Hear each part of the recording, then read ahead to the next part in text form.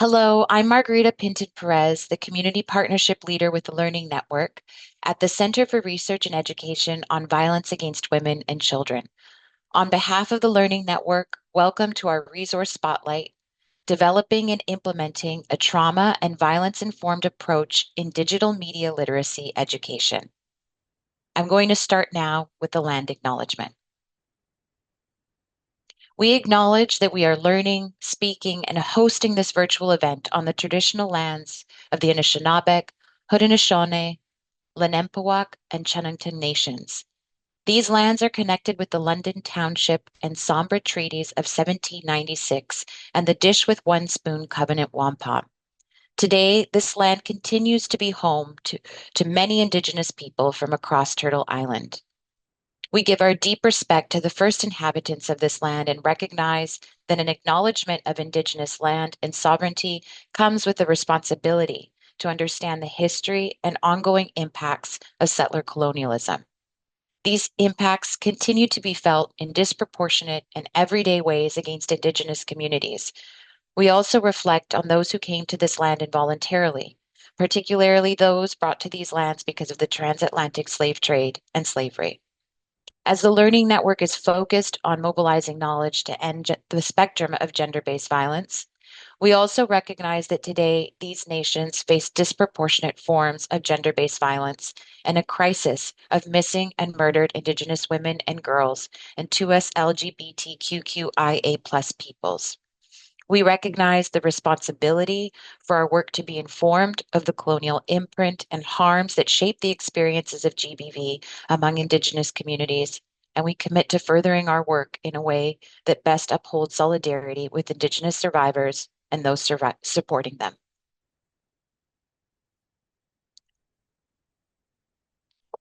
We're pleased today to be joined by Dr. Kara Brisen-Boyven and Vanessa Turyuntunga from MediaSmarts, who are here to share key learnings and best practices in implementing a trauma-informed lens in digital media literacy education and facilitation.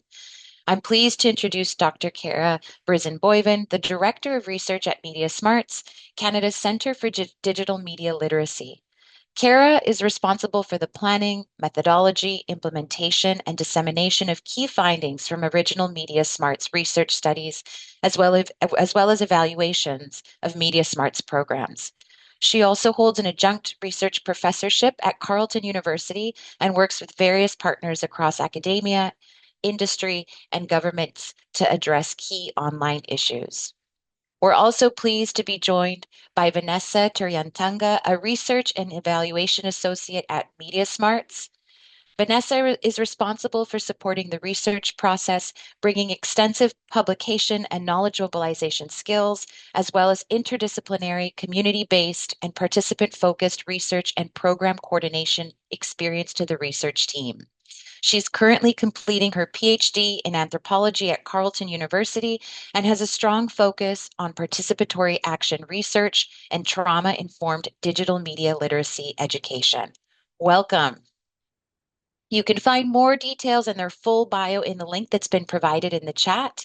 Welcome, Dr. Kara and Vanessa. I'm going to pass it over to you to begin your presentation, and I look forward to rejoining you during the Q&A session. Thank you, Margarita. Thanks very much for having us. Thanks to the Learning Network. We're thrilled to be here, and thank you to all of you for joining us for this session this afternoon or this morning, depending on where you're joining us from. As Margarita mentioned, my name is Kara. I'm the Director of Research at MediaSmarts. I'm joined today by my colleague Vanessa, Research and Evaluation Associate at MediaSmarts. We would like to acknowledge that MediaSmarts offices are located on unceded Algonquin Anishinaabe territory in what is known as Ottawa, Canada. And I am joining you today from the Three Fires Confederacy of the Odawa, Chippewa, and Potawatomi peoples. And Vanessa is joining from the traditional territory of the Mississauga of Scugog Island First Nation, the Mississauga peoples, and the treaty territory of the Chippewa of Georgina Island First Nation. At MediaSmarts, we ground our research processes in care and reciprocity, and this includes being in a constant state of learning, especially when it comes to understanding the digital well-being and experiences of Indigenous peoples and communities across Canada. We commit to creating and maintaining respectful processes and relationships that recognize and strive to address power imbalances across the digital media literacy landscape.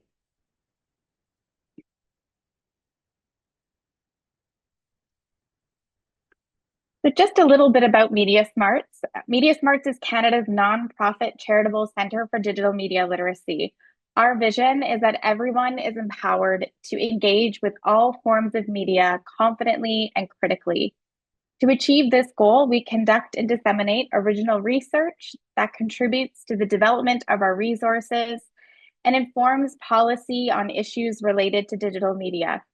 We develop internationally recognized educational programs for teachers, parents, general audiences, and others, and conduct awareness raising activities to further digital media literacy in Canada. In this presentation, we will share some key learnings and best practices in implementing a trauma-informed lens in digital media literacy education and facilitation. We will provide an overview of our project called Moving On, Digital Empowerment and Literacy Skills for Survivors, or what we sometimes affectionately call the Models Project. This project was designed and developed by MediaSmarts. We'll also give you an overview of the Resilience Through DigitalSmarts program, which is a component of this larger project. We'll walk you through our trauma and violence informed handbook that we developed as part of this program and project. The handbook involves a guide to trauma and violence informed facilitation practices with a focus on online facilitation and program delivery. While the handbook is grounded in the context of digital media literacy education, especially for survivors of technology facilitated violence and abuse, we will discuss its use and value for a wide range of projects, organizations, and individuals who want to introduce a trauma-informed approach in their program facilitation. Centering a trauma-informed lens was a new endeavor for our organization, and we're really pleased to share what we've learned with those who might find themselves in a similar place. Following this presentation, you'll be able to have a deeper understanding of a trauma and violence informed approach to digital media literacy education and program facilitation. Consider ways to incorporate a trauma and violence informed approach in your own program and facilitation practices, and identify some practical tools in trauma informed facilitation for before, during, and after program facilitation.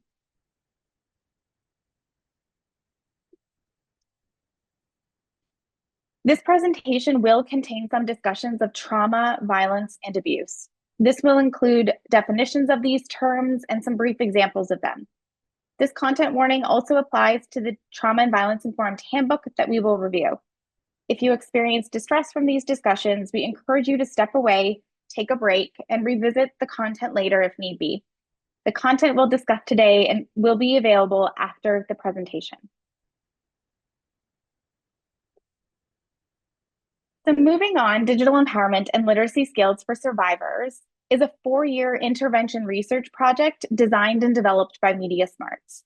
It is funded by the Public Health Agency of Canada through the Preventing and Addressing Family Violence Health Perspective program.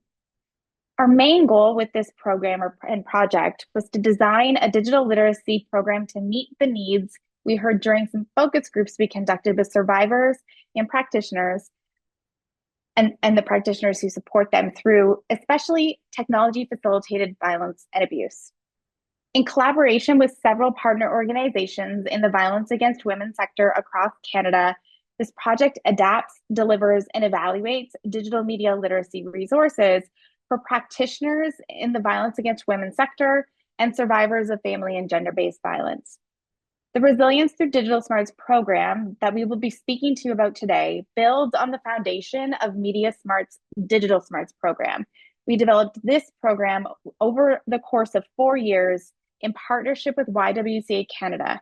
We've included a link to the DigitalSmarts program and all of its resources on the resource list that is shared or was shared with you all via email, and that you will also be able to access again through the Learning Network. So the Models Project specifically focuses on survivors who have experienced or are experiencing technology facilitated violence and abuse. This consists of a range of actions, including sending abusive text messages or emails, cyber stalking, the non-consensual sharing of intimate images, or sometimes this is referred to as revenge porn, publishing private and personal information, or sometimes this is referred to as doxing, impersonation, threats, intimidation, and blocking communication. Through a trauma and violence informed approach, Models addresses tech facilitated violence and abuse through collaborative and sustainable interventions at individual, community, and systems levels.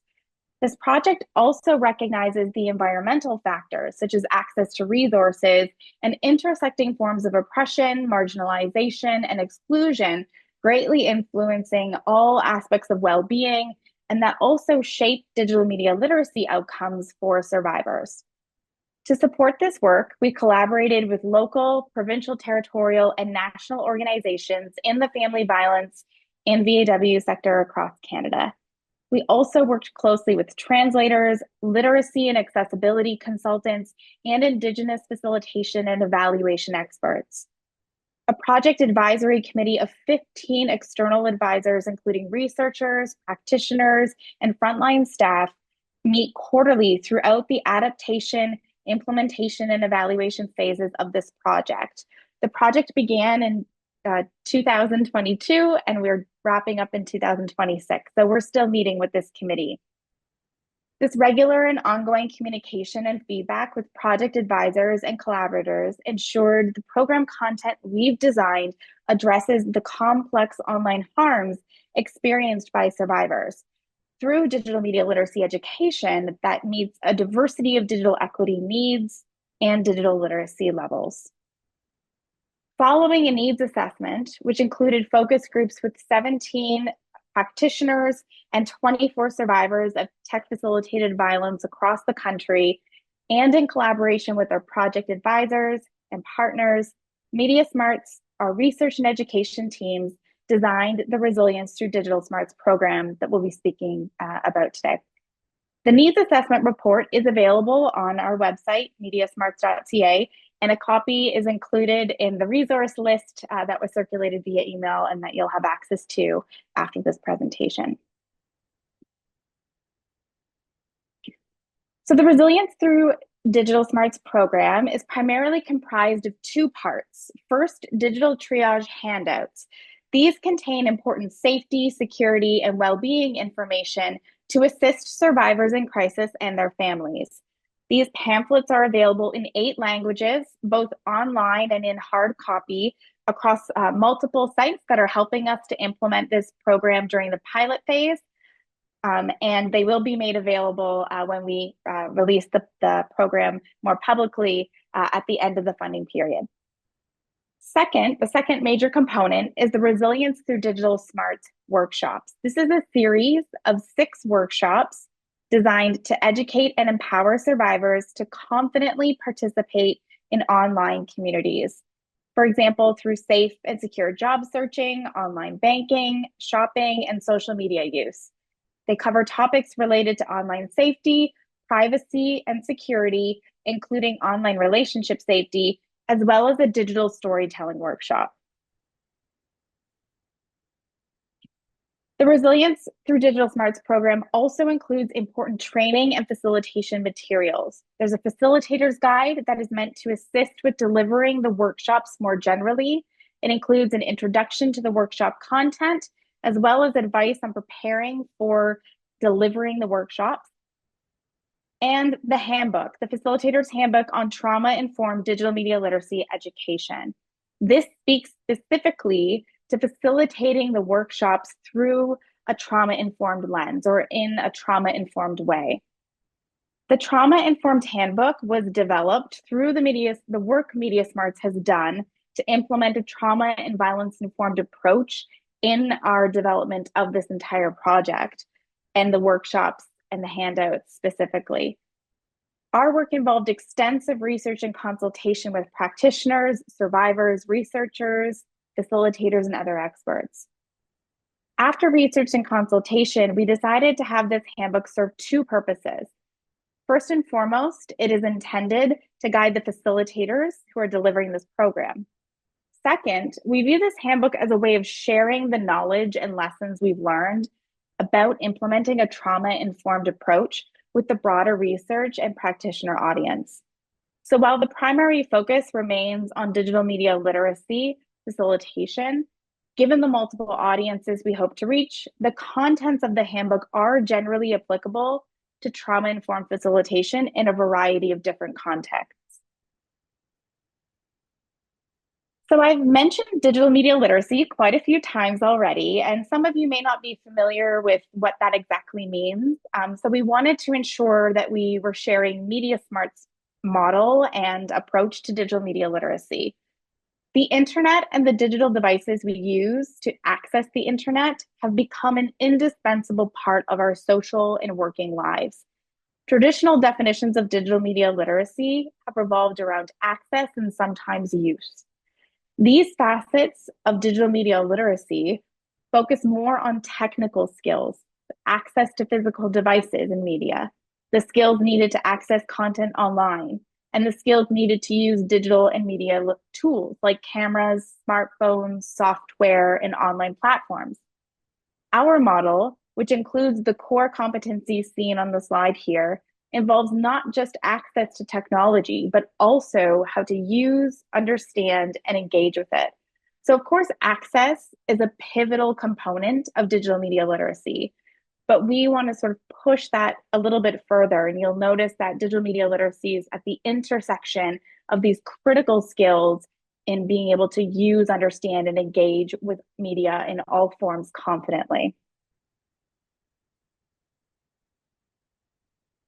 Another key term that's central to these workshops is technology facilitated violence and abuse. I've already sort of mentioned some examples in how technology can be used to coerce, stalk, survey, or harass another person. In research, it is often described as a form of intimate partner violence, gender-based violence, domestic and family violence, and other societal and structural patterns of violence against women. Technology facilitated violence consists of a range of actions. Again, it can include sending abusive text messages or emails, cyber stalking, the non consensual sharing of intimate images, publishing private and personal information, impersonation, threats, and intimidation, and or blocking communication. Technology facilitated violence has become compounded, especially after the COVID-19 pandemic, with control and intimidation tactics increasingly moving to digital devices and online platforms.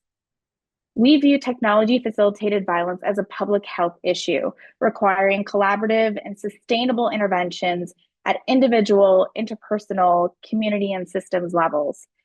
This project also recognizes that when it comes to interventions, environmental factors such as access to resources and intersecting forms of oppression, marginalization, and exclusion greatly influence all aspects of well-being and shape health outcomes for survivors. We've taken these aspects into consideration when designing and developing the workshop content. Individual trauma is described as an event or circumstance resulting in physical, emotional, and/or life-threatening harm. Trauma also includes any lasting adverse effects that this event or circumstance has on an individual's physical, mental, emotional, social, and spiritual health and well-being. Re-traumatization is the reactivation of trauma symptoms through thoughts, memories, or feelings related to the past trauma experience. This may happen when, because of an activating event or through speaking about the trauma, one is reminded of their earlier trauma. I'm going to pass it over to my colleague Vanessa now, who's going to walk you very closely through the handbook content. Thank you, Kara. So the MediaSmarts team designed the Resilience Through Digital Smarts program through a trauma and violence-informed approach to address the key terms Kara's just discussed and their intersection with the digital literacy needs of survivors. We recognize that in this group, many of you may have already had training in trauma-informed approaches, If you do, you can treat this as a reminder. But in short, a trauma and violence informed approach realizes the widespread impact of trauma and understands the potential paths for recovery. It recognizes the signs and symptoms of trauma in clients, families, staff, and others involved within the VAW sector, and responds by fully integrating knowledge about trauma into policies, procedures, and practices, while also seeking to actively resist re-traumatization.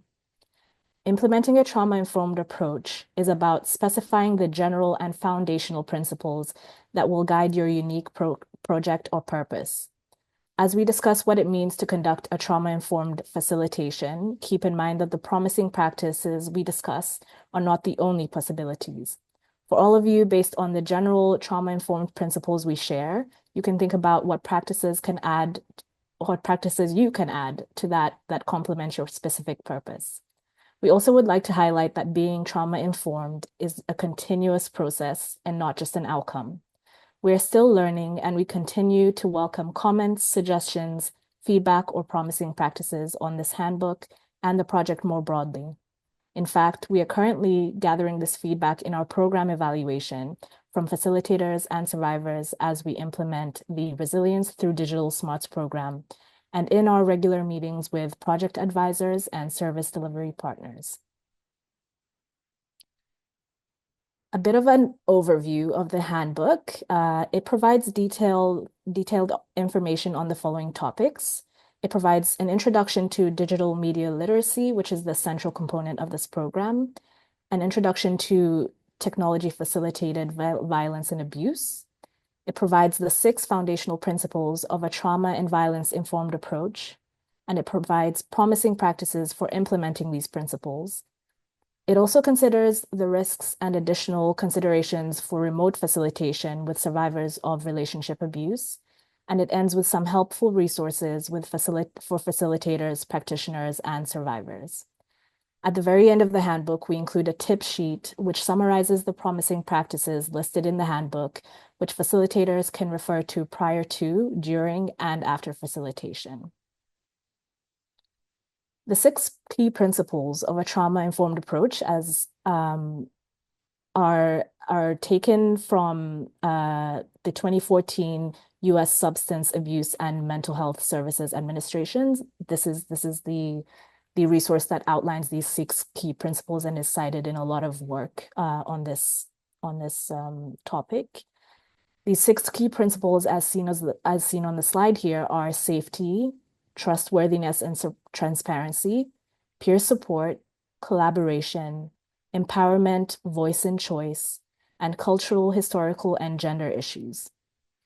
The handbook is designed around each of these principles, including a brief explanation and promising practices related to each principles, which facilitators can implement again before, during, and after workshops. As we discuss these principles, some of them are shortened or paraphrased for clarity, as you'll notice, but all 6 principles are discussed. Starting with the first one, safety. This is in some ways the most fundamental principle, as all other principles are trying to create and maintain an element of safety. In the case of facilitation, this principle signifies that both participants and facilitators should feel physically, emotionally, and psychologically safe. Although we are primarily discussing these principles in the context of facilitation, we also mention in the handbook how we followed these principles as we were designing these workshops.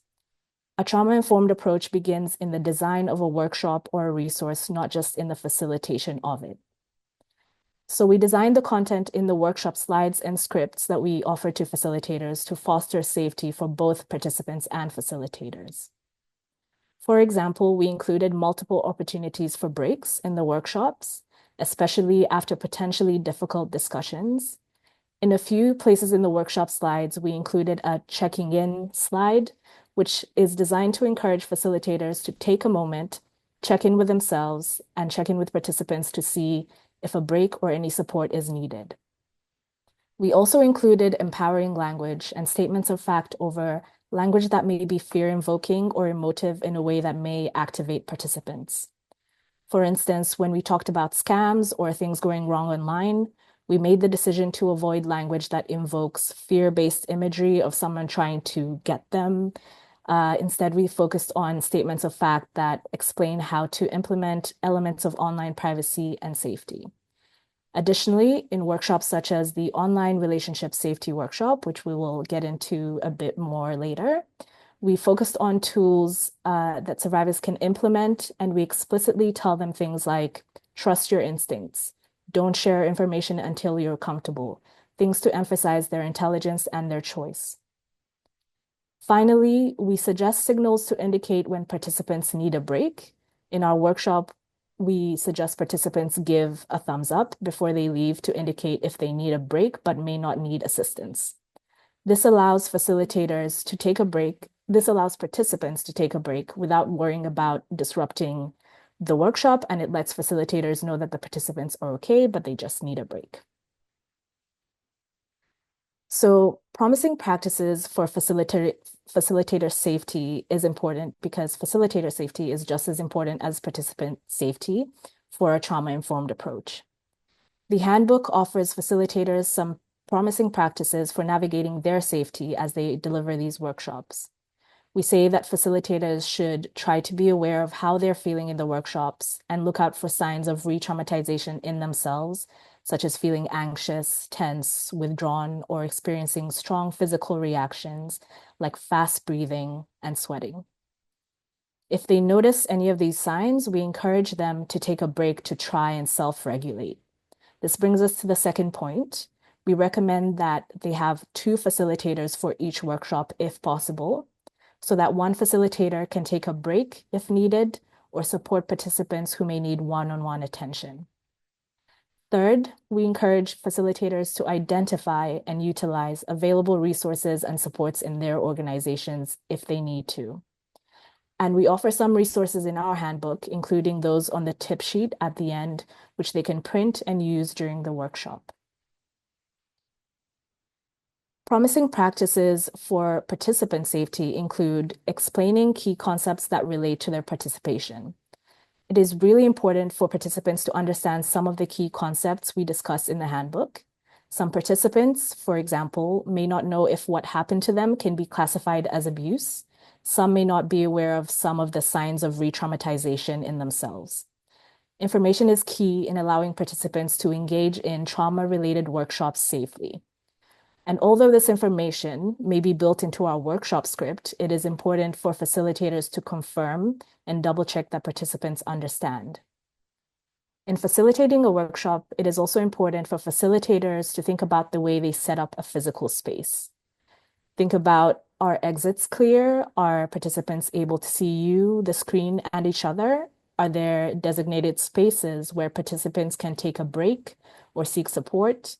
All these considerations relate to their feeling of safety.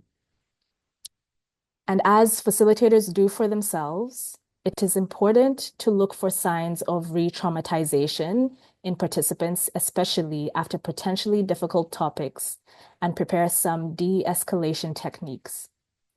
One that we suggest in the handbook is a simple breathing exercise that involves diaphragmatic or deep breathing, where the stomach rather than the chest expands and contracts with each breath.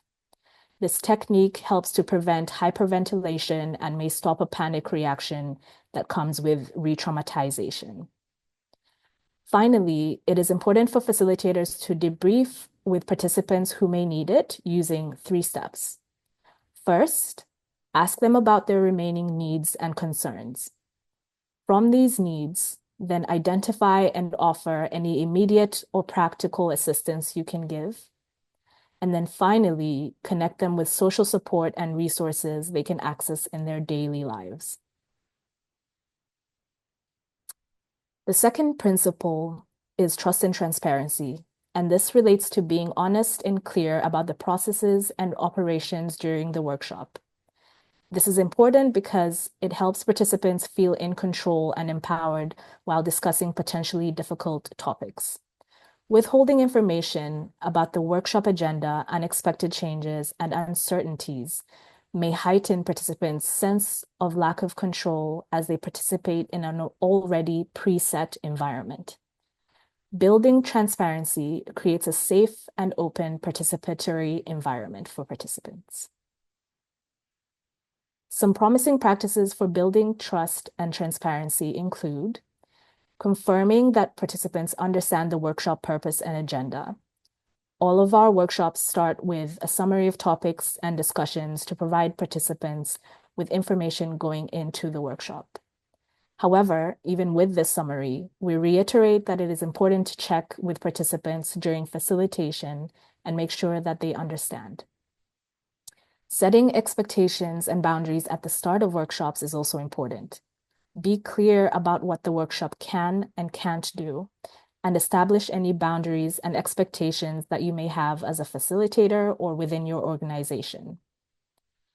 It is also important to check in regularly and allow for breaks when needed. Again, this is something that is built into our workshop slides, but facilitators in the room with participants might feel when check-ins are needed at unanticipated points. And finally, it's important to communicate when you need to adjust course during a workshop and shift the agenda accordingly. Let participants know how the agenda may be changing and what they can expect. Peer support and collaboration are two separate but interrelated principles, which is why we discuss them together in the handbook. Both peer support and collaboration are key to establishing safety, well-being, and resilience because participants are often more empowered by collective rather than individual efforts. This is something we found rang true during our focus groups with survivors and VAW practitioners.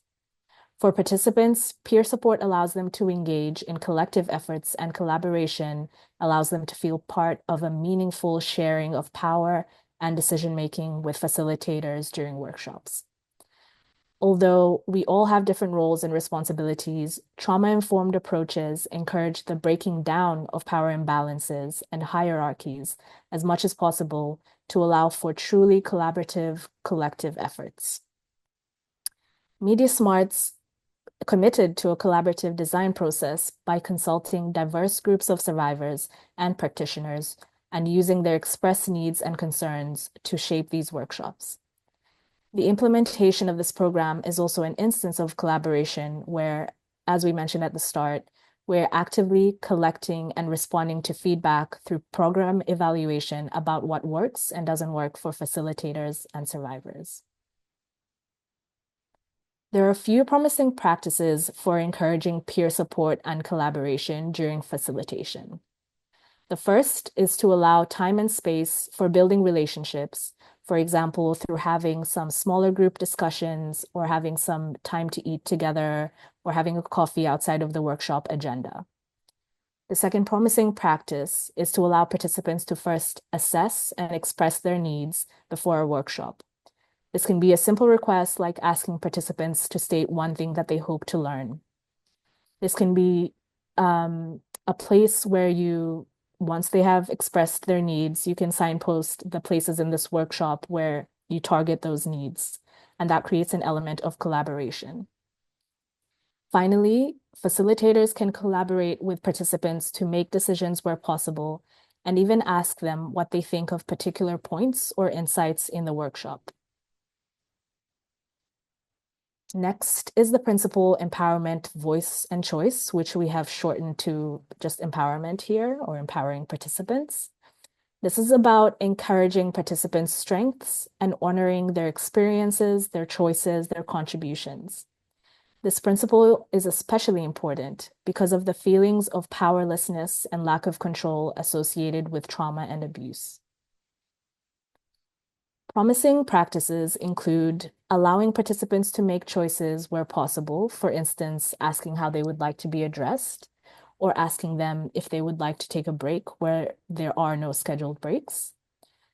Affirming and validating their participation throughout workshops also fosters participant empowerment. And then finally, it is recommended to ask questions that encourage resiliency. For instance, as a starting or ending exercise, participants can be asked a question like, what thoughts or actions give you hope? The final principle is intersectionality and cultural humility. A trauma-informed approach acknowledges, respects, and is responsive to participants' identities and the intersections within those identities. This is especially important for our project because the forms and impacts of technology-facilitated violence and abuse vary according to social circumstances, including race, sexual orientation, age, ability, gender identity, language needs, and geography. Therefore, the support and resources that are offered to survivors should be responsive to their identities. This project is shaped by MediaSmarts' work with a diverse network of partners from across Canada and advisors who themselves serve a diverse group of survivors. For example, this project includes organizations from Eastern and Western Canada and in between. Survivors of all ages are represented, from young to older adults. Some partners work with newcomers to Canada, some work with Muslim women, some work with Indigenous communities, and almost all of our partners are offering services in multiple languages to address language needs. For facilitators engaging with participants that may come from a variety of social circumstances, this trauma-informed principle is primarily about listening to participants and maintaining an awareness of the different cultural and social contexts that inform their participation. Some promising practices include maintaining awareness of identities, their intersections, and how these may impact participants' trauma and their participation. For example, in our focus groups with survivors, MediaSmarts heard from Indigenous women who experienced not only interpersonal relationship abuse, but also systemic racism and colonial violence through the legal system. Their experience, which is informed by their identity as Indigenous women, led us to ensure that whenever we have a suggestion to seek legal support in the workshops, we also include an alternative community support or resource to supplement the legal supports we encourage. During facilitation, facilitators should be respectful and open to different cultural approaches and ways of knowing, but avoid assumptions and generalizations of different identities. Where possible, it is recommended to have culturally responsive programs that involve meaningful consultation with community experts or are led by members of that community who have the direct cultural knowledge required to deeply engage with participants. Facilitators can be responsive to how participants engage with the workshop content and how they present their unique perspectives and take the lead from them. This relates to the importance of inclusivity in facilitation, which is about listening to and taking cues from participants to incorporate their expressed identities and perspectives within the workshop. In practice, this can include referring to them by their preferred names and pronouns, or mirroring the examples they give and the ways they rephrase, interpret, or speak about the workshop material. So in the handbook, we discuss trauma-informed principles primarily related to in-person facilitation. However, we recognize that at times there is a need for remote facilitation due to limitations or the additional flexibility and benefits that it may offer, such as allowing survivors to participate in a familiar location or accommodating survivors with caring responsibilities. Implementing trauma-informed principles, though, is context-sensitive. Some unique concerns arise from engaging with survivors on virtual platforms. These include potential blurred boundaries between participants' spaces, because participants may be in a space where they do not feel comfortable or safe, especially if it is a place where they have experienced trauma. A related concern is the lack of shared space, which may lead to unclear social cues, misinterpreted silences, a general sense of not being emotionally attuned to participants. It can be difficult then to carry out some of what we have already identified as promising practices, such as looking out for signs of re-traumatization when conducting workshops in an online setting. Another concern that pops up with remote facilitation is screen fatigue, which may worsen participants' already vulnerable states. Some promising practices that we came across to mitigate for the increased risk that come with remote facilitation include the following. Confirm participants are in a safe and comfortable space before beginning a workshop. You can encourage participants to join the workshop from a comfortable and safe space when you are sending out workshop invites. And at the start of a workshop, you can check in with a question like, first, could you let me know that you are in a safe place to participate? In the case that the answer is no, you can instruct them to move to a safe place or instruct them on how to exit the online workshop if they need to. A second promising practice is to ensure online privacy and safety. Online, you can have participants register and send them a password for the event and do so to prevent uninvited guests. You can also provide participants with resources which guide them on implementing some online privacy and safety features. The online setting can also provide some unique features to enable safety and well-being for participants. Some research suggests that breakout rooms, for example in Zoom, can encourage peer support and collaboration by allowing small group discussions, or can even be used to have a different online space that participants can go to in the middle of a workshop to speak to a facilitator if they're feeling distressed.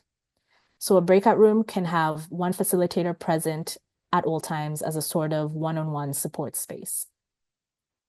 And then finally, during an online workshop, it is especially important to consider your body language and the way it may come across to participants. A promising practice is to sit far enough away from the screen so that your gestures and body language are visible to participants. Additionally, you can inform them of any ambient noises that may be picked up from your microphone. Both these practices put participants at ease in the context of a lack of shared physical space. As I mentioned, the handbook ends with a tip sheet. This is really tiny text. You do not need to be able to read these slides. This is just an illustration of what the tip sheet looks like. Essentially, this tip sheet summarizes the promising practices listed in the handbook that I just went through. And this tip sheet is there so that facilitators can refer to it prior to, during, and after facilitation. It also includes some key definitions, which we discussed as well, and some resources for further information on trauma-informed approaches. It was really important for us to include this tip sheet to consider the frontline workers who facilitate these workshops, who often do not have much time and need to be able to access the practical tools that they need in the moment. To this end, we also ensured that throughout the handbook, the promising practices, the ones I just outlined, were all color-coded according to what facilitators need to consider before a workshop, during a workshop, and after a workshop. So following the color coding of these three different needs helps facilitators to quickly find the practical tools that they need. Now that we've spoken about the handbook for facilitation, I'll pass it back to my colleague Kara to speak more about the workshops that are being facilitated.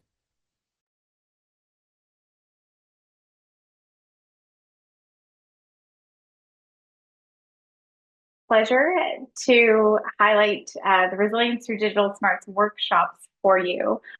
Before I do, I just want to remind you all that we're still in the pilot phase of this program. So currently we are implementing these workshops with some select partners across the country. And in that implementation phase, we are gathering feedback through mixed methods evaluation. So both survey evaluation that we do with all of the facilitators that are delivering this program. And also we're offering an opportunity for any participants who engaged in the program across the country who are interested. They're able to do one-on-one interviews with the MediaSmarts research teams, myself, Vanessa, and our colleague Khadija. And so we're gathering feedback on the program with the goal to do some additional adaptation of the program based on the feedback we're gathering before we do a more public release of the program content. So one of the things you may notice when you review the resources that have been shared with you all is that there isn't yet a link to the workshop program resources just yet. And that's because we're still in the pilot phase and we're still adapting the resources. I'm going to share with you a way that you can reach out to us if you're really keen to get involved in this program and how you can get involved and get access to the resources before we're going to launch the program in 2026. So I'll share that in just a moment.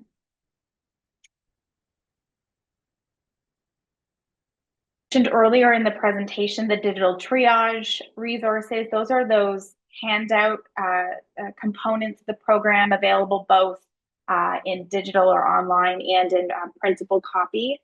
We've talked about the training materials and Vanessa's walked you closely through the handbook. Now we're going to take a brief look at the workshops themselves. Each of the workshops were designed to be delivered in roughly an hour to an hour and a half. We are getting some early feedback that different organizations are taking a little bit longer. Sometimes they're offering them over up to 2 hours and sometimes over multiple sessions.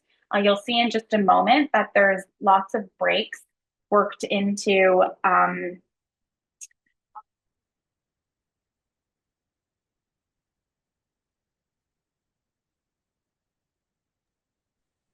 Hello, Kara. It's Margarita. There is an issue with your microphone, I believe. Your audio is cutting out now. We're not able to hear you. Sorry, I adjusted it incorrectly. Is this clearer? Yes, that's Thank great. Thank you, you. Kara. Sorry about that. Yep. Okay. So yes, we've received some early feedback from some partners that they've chosen to break the workshops up over a couple of different sessions. And you'll notice when I show you how there's different breaks suggested, we've designed these workshops with lots of flexibility. The goal here being that our partners in the community organizations working with survivors know their community best, and you'll know how the workshop may need to be adapted to best serve your community. So we've built lots of flexibility into the design. The goal is to, while it's suitable for all audiences, we have specifically aimed at supporting members of vulnerable and marginalized groups. Again, these were informed by the focus groups we conducted with these groups to help inform different digital literacy levels. So we have 3 introductory workshops that are intended for participants with the most limited skills. These focus on the most fundamental skills in the use category and address the concerns that have been identified as most often preventing participants from adopting digital technology to encourage participants to get their feet wet, when they're engaging online. Because many participants will only have completed 1 or 2 of these workshops, some essential material is repeated more than once. We've also heard from a lot of partners that this group of participants can be transitory, that they don't always know that they're going to have the same participants consistently coming back, week after week. So we really wanted to design something that could be used with different groups of participants coming and going, again depending on the community and the needs. So there's lots of flexibility built in that regard as well. So the introductory workshops include our Introducing Online Basics workshop, Introducing Online Safety, and Introducing Online Privacy and Security. Then we have 2 advanced workshops. These are designed for participants who are more active internet users, who may be concerned about or experiencing new challenges because of their broader range of activities. These workshops include our online relationship safety and the Advancing Your Online Privacy and Security workshops. Each of the workshops contains a different number of components.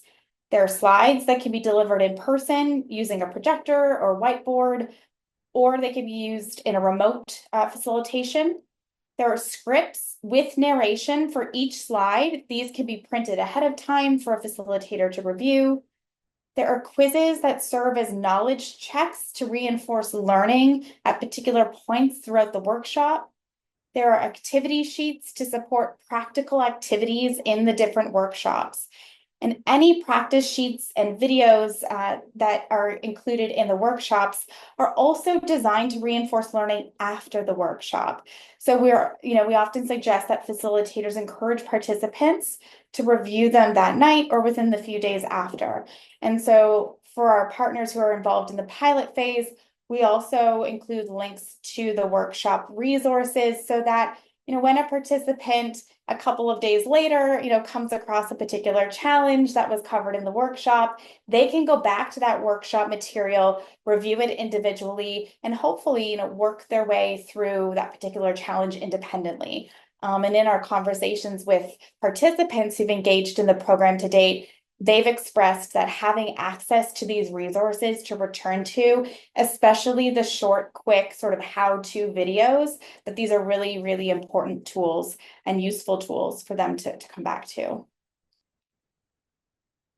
Most of the workshops use the following structure. They start with an overview and then introduce each of the content topics. Each section is followed by either a quiz or a hands-on activity.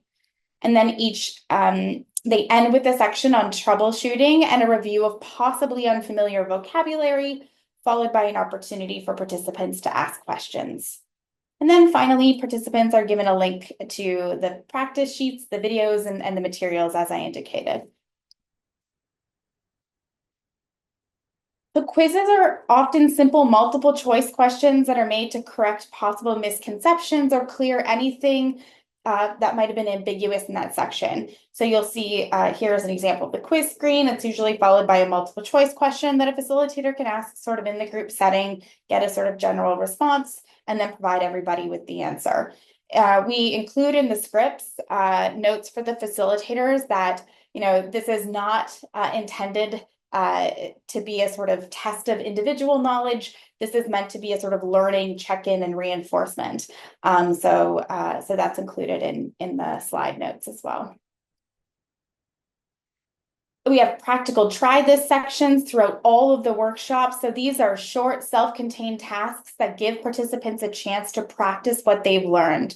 This ranges from sort of nuts and bolts skills like turning on two-factor authentication on one of their accounts to more complex activities like analyzing a social network's privacy features. Here we're showing you one of the examples around making a strong password that they can remember. And this includes some additional steps to help support them in designing or trying out a strong password. A worry that something will go irreparably wrong tends to be a big barrier for folks who are just getting started using digital devices. So each workshop has a troubleshooting section that includes both general skills like restarting a device and other tips that are specific to the content of that workshop. So we always include a sort of what to do if something goes wrong section to try to help address any of these challenges sort of before they arise.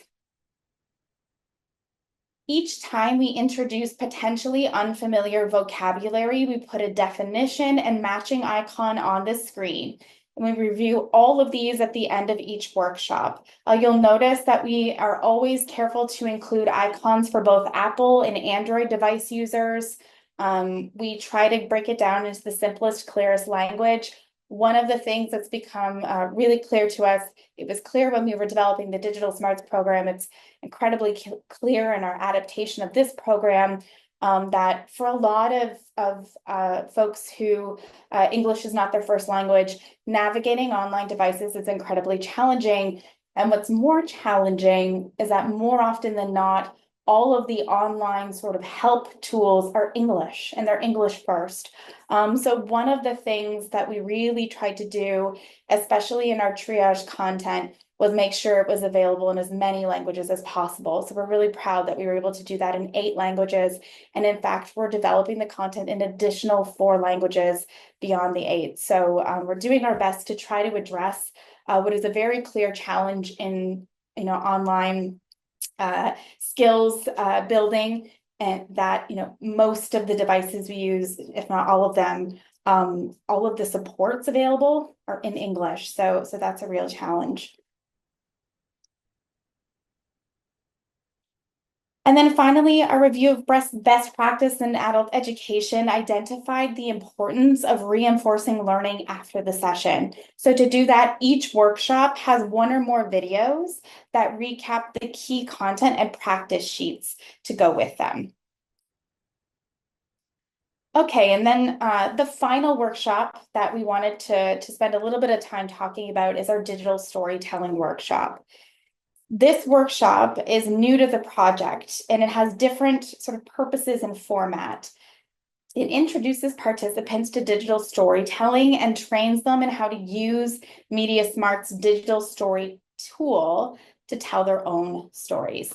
So as part of this workshop, MediaSmarts worked with a partner, our technological friends and story masters who help us build a closed network tool where participants can practice digital storytelling in a secure, safe, and private way. One of the things that was really important to us was that we didn't want to necessitate an instance where survivors would have to share a story on a public platform, like a social network. So the storytelling platform that accompanies this workshop is anonymous, it's private. They do not have to share their story with anybody else. They can keep the story on their own device, and they can decide later if they do want to share that story more publicly. And we talk to them, and actually a main part of the workshop is in allowing participants to consider the different privacy challenges and considerations that are important when making the decision to potentially share a story online in a more public way. So digital storytelling is an intentionally stripped down form of media making. Because a digital story contains only still images, spoken narration, and music, it removes both the technical and skills barriers that may keep participants from making media. Making participants keep it simple also helps to get past some of the self-consciousness that some might have about doing something creative. In our research, survivors of tech-facilitated violence identified media making as a good way of dealing with their experiences, gaining a sense of empowerment, and developing empathy and understanding in others. Making and sharing stories can help individuals to better understand their own experience. It can help them find the strength to share their voice and gain confidence in the power of that voice. We are careful to emphasize, though, that this workshop is not meant to be a therapeutic session. And while we do talk about the potential benefits of digital storytelling to survivors, the workshop mostly steps away from personal stories or potentially upsetting material. Over the course of this workshop, participants learn what a digital story is, explore different approaches to digital storytelling, identify what makes a good digital story, plan, script, and record a simple digital story, and think about whether they want to publish it. So again, the goal with this particular workshop is not to necessarily encourage survivors to be sharing anything beyond the confines of the workshop environment and their own personal devices. Again, often the focus is on rather anodyne examples. I think the one that we've designed in this workshop as an example is about a cat that's joining a new family and what that experience is like for that family.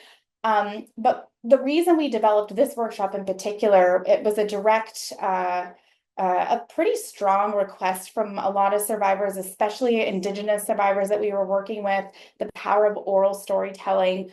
And they wanted to learn more about how to do that in a digital context. And they wanted to better understand, what the challenges were when it came to sharing their stories in more public ways. Okay, so some next steps. I mentioned already that we're in the pilot testing phase of this program. So we are implementing it with some select partners at this time, but we haven't fully publicly launched the program, as we do plan to continue to do some program adaptation depending on how our program evaluation goes and where we see those needs. However, if you're really keen to to implement this program in your own organization, of course, we would be thrilled to hear from you. So we've included an email here on the screen, info@mediasmarts.ca. You can email that address, indicate that you attended this workshop and webinar and you're interested in learning about the Resilience through Digital Smarts program, and we will get back to you as soon as we can. I think we can also put the email in the chat as well.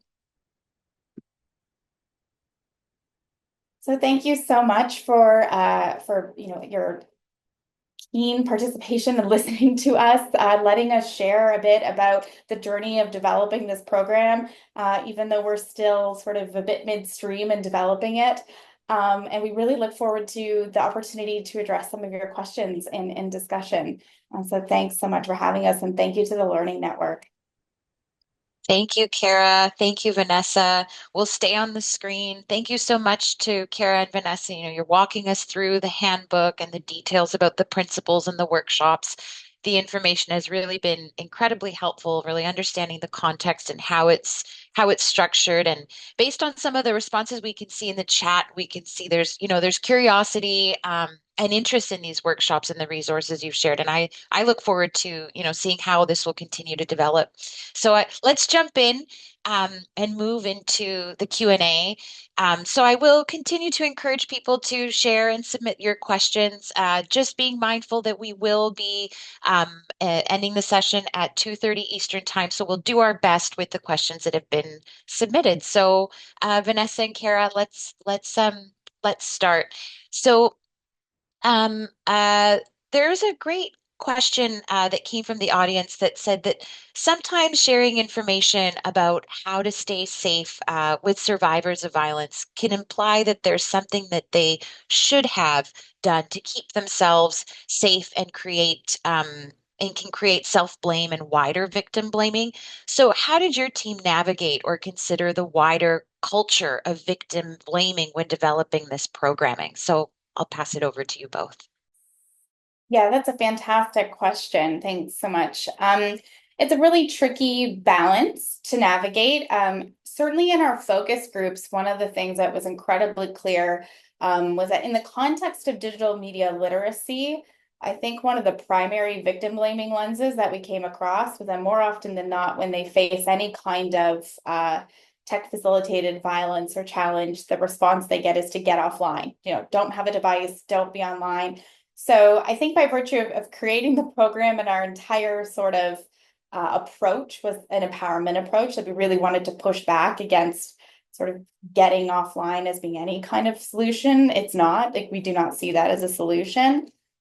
That's the kind of broader, I think, response to the broader approach to the program development. Again, just by virtue of designing this program, we are trying to mitigate or push back against the idea that survivors are safer if they're not online. That's just not a realistic or equitable solution. I think in terms of the specifics of the workshop and the handbook in particular, when we talk about safety, it is a tricky sort of line to walk. I think it's, ultimately the handbook is designed for facilitators. So it's not necessarily meant to be shared with or given to survivors, directly. But that said, yeah, suggest the ways we talk about safety need to be couched in, especially for a facilitator, that it's sort of, their role and their responsibility, or it's their desire to do the best they can to create an environment that is going to be productive for participants, not to suggest that it's the participants' responsibility to create that environment. Vanessa, did you want to add anything? Yeah, I will also add that we approached this as kind of responding to the needs and concerns that we heard about while we did the needs assessment, where we spoke with survivors and practitioners about what they actually need. So it was kind of taking the lead from them and not coming from a place of, this is what you need to do, but how can we support you in the things that you need to do?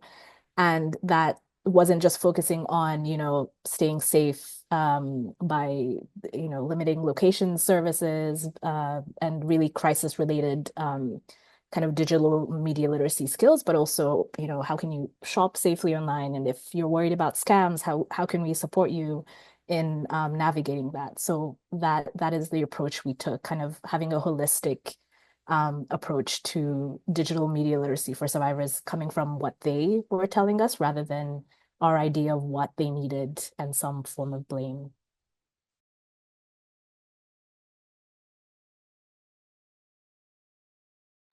Oh, Marguerite, I think you're.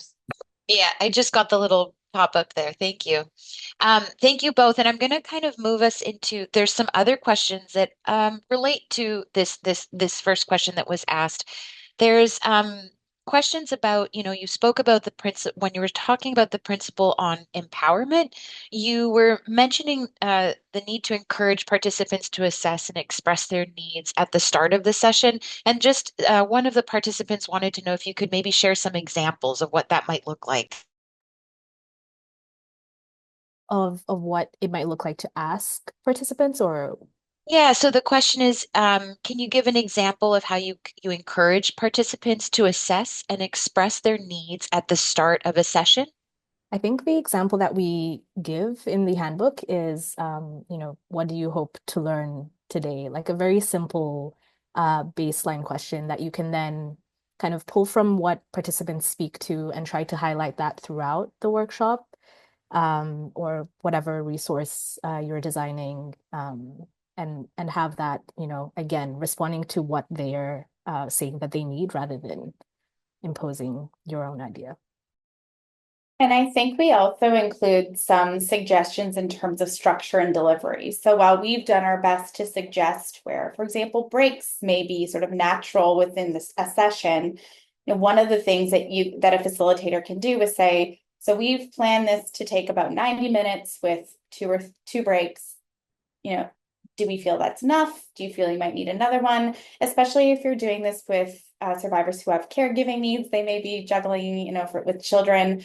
And you can also do that throughout the session. So sometimes they don't know if they need a break until, halfway through, or again, flexibility is the key. So maybe that's in suggesting like at any time, get up and take a break, just even in the design. I think I saw something in the chat that someone was saying, the facilitator needs to sort of attune to the needs of the participants. And that's really the kind of approach we've designed here, is that we don't know the communities that, you all work with specifically, but you do. So we've designed this in a way to try to lean into that expertise and allow some flexibility there, for you to build on that trust you have with that community. Thank you, Kara and Vanessa. And on that note, there seems to be curiosity and interest about, these workshops and perhaps other organizations hosting them. So are there plans, I know you were speaking to that in terms of other organizations or communities to host these workshops, as, within the questions as well, identifying that sometimes there can be barriers to accessing certain supports and organizations. So, thinking about broader access. I think I understand the question. If I'm not answering it, please let me know, if I'm not addressing it enough or appropriately. I mean, the goal here is that we'll eventually publish very publicly, and share the workshop materials so that any of you could, use these in your own organizations. We are also working to build our own capacity to have folks who are trained specifically in trauma and violence informed facilitation to deliver this. So MediaSmarts will have some capacity to deliver, but I'm sure I don't need to tell you all that the need for this is incredible, far-reaching and national, across the country from coast to coast to coast. So we've also designed it so that the goal is any organization serving survivors can implement this if interested. And again, if you see a need sort of immediate before we're ready to launch, you can reach out to us at that info@ email, and we can connect with you about doing that sooner rather than later. Thank you, Kara. There's also a question from a participant, and I'll read it here. They wanted to ask if you have any data or insights specifically about survivors from the 2S LGBTQ plus community, as well as the disability community. It wasn't something that came up in the presentation, and they were curious to learn more about how these communities may be represented in the data in your research. Yeah, I don't know specifically about like data, but I mean we can share that a lot of the organizations we are working with do serve these communities, and we have also worked with some experts in accessibility that does include thinking about folks with just different learning needs and different in that capacity. We one of the challenges I think with this program is that we want to be mindful of different intersectionalities and different people's experiences, while also creating something that's broad enough that it is utilizable across several different, contexts. So it's not, the program doesn't sort of, isn't necessarily geared towards any one specific community in that regard, but is and does take into consideration the needs of a variety of different sort of marginalized communities. And those communities in particular were some that were represented in the needs assessment. One of the things that we are doing in the future, we are looking to do some adaptation for some specific program resources that may offer more tailored resources to some communities. For example, the 2S LGBTQIA plus community may be one of those. That's on the horizon. That's not necessarily available at this time. And we'd love to hear feedback. And I should note that our program evaluation is always open and ongoing. So we continue to do that even after we'll more publicly launch that. And we'd love to hear feedback if you work specifically with that community and you see places where there's need or where we can address those needs more specifically. We'd love to hear that. I'm going to, there's a question that has come in that I think might be helpful for maybe others on the Zoom call. So just a point of clarification, they say, could you clarify that the materials and programs you referenced at the end of the presentation is a different set of materials than those that are currently available via the DigitalSmarts website? They're wanting to clarify, the workshop that's called Resilience Through. So maybe Such that a might be good helpful for question. others. Yeah, such a good question. And it is a bit confusing. So the DigitalSmarts program that we did give you a link to in the workshops you have access to is the original program that's designed for a very, very broad community. It was developed with the idea of serving marginalized communities and folks with lower digital media literacy skills, but that's kind of it. So it's incredibly broad. The Resilience Through DigitalSmarts program that is not publicly available yet that we're speaking to today it's the DigitalSmarts program that has been adapted for survivors of violence. So it has a TVI lens and it has specific content like the online relationships workshop, the digital storytelling workshop, and the workshop content itself is a little bit different because it's designed with the audience of survivors in mind. So that workshop and the link to that will be coming, and that's the kind of, so DigitalSmarts is the foundation. Resilience Through DigitalSmarts is the first sort of attempt that we've done to adapt that content for a specific audience.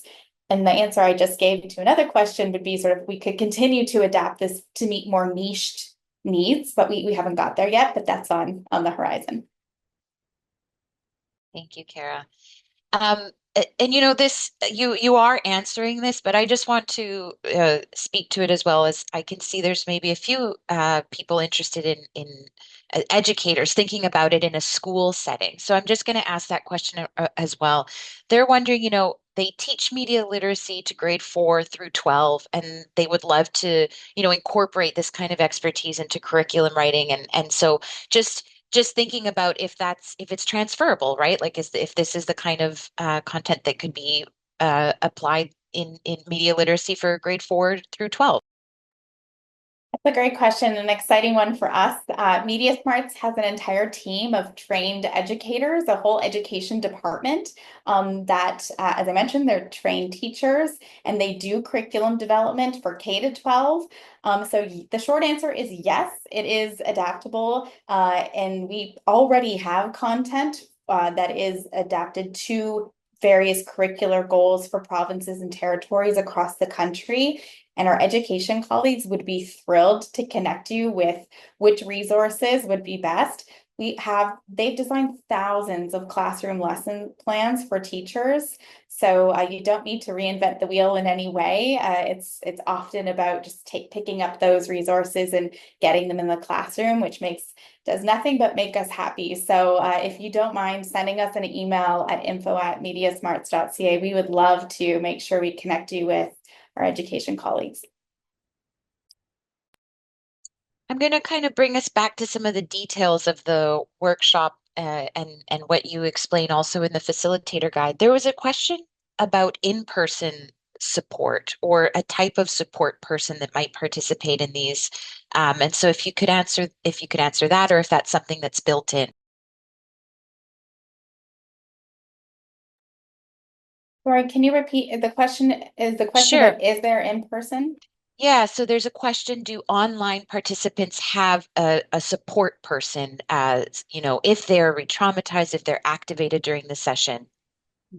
That's a good question. So I think I'd like to say that our experience is that if possible, it's probably best to offer these in person. There just is a different feel when they're delivered online. That said, we've of course included the option because one, we were starting this at the still tail end of COVID. And two, we also know from talking to survivors that sometimes online is the best way for them to engage in something if they have a lot of other commitments. That said, we recommend whether a workshop is delivered online or in person that there's at least 2 facilitators present, just in case a facilitator needs to step away for a moment, in case they need to deal one-on-one with the participant in any way.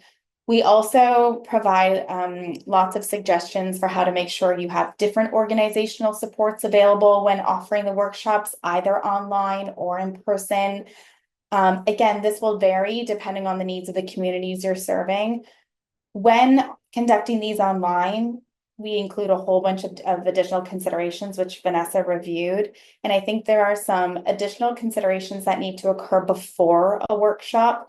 Vanessa mentioned some of the safety check-ins. Sometimes those are safer for participants before they start a workshop. And by that, I mean, in an email, you can share with them how to exit a Zoom call safely, so that if you're not saying you start the call and then are telling them this is how you exit if there's something going on in that space that is unsafe for them, and that description may even put them at risk in some way. So we walk through some of those. And the other thing I'll just say about online, Vanessa also mentioned the value of breakout rooms.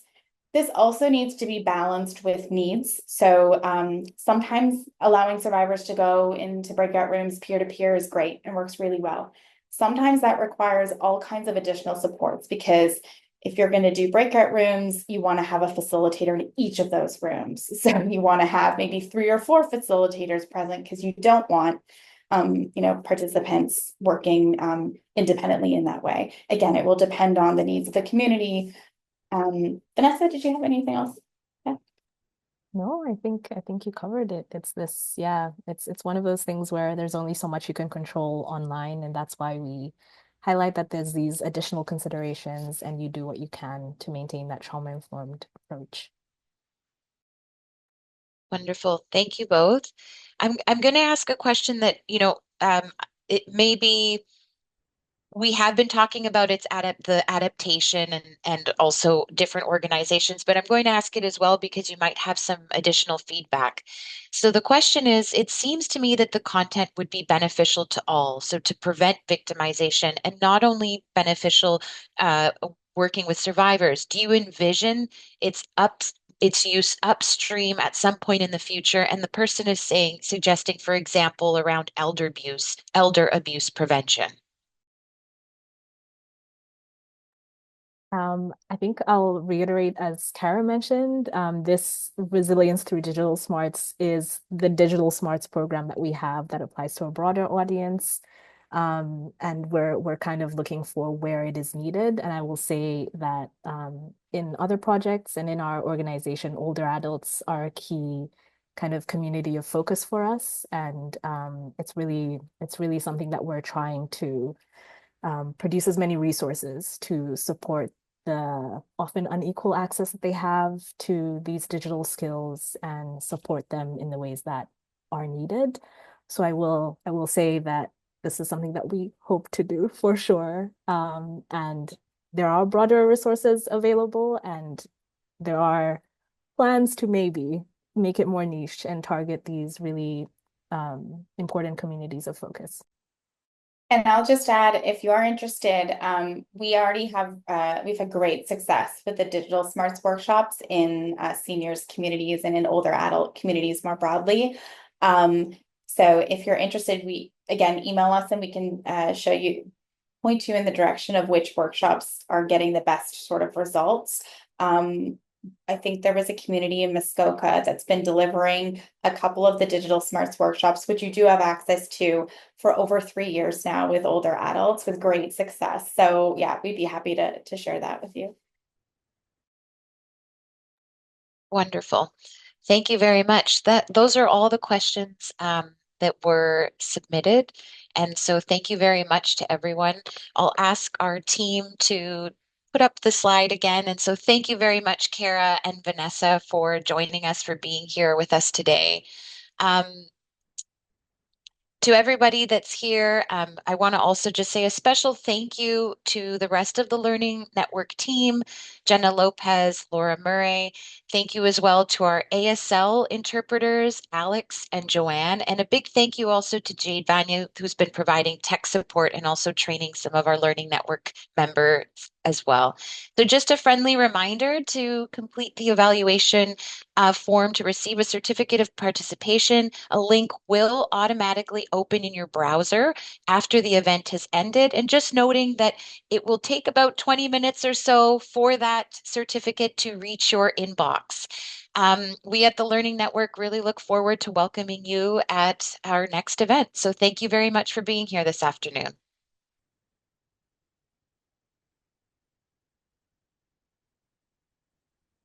Thank you, Kara and Vanessa. Bye for now.